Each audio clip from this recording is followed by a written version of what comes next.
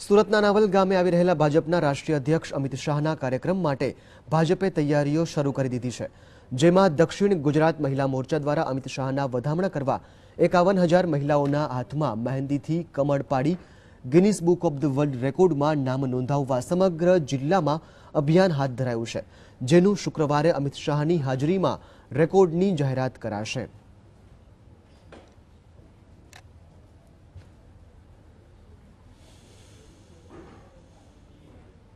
દરેક ગ્રુપમાં 50-50 બહેનોને મહેંદી લગાવી છે અને આ બધું જ થઈને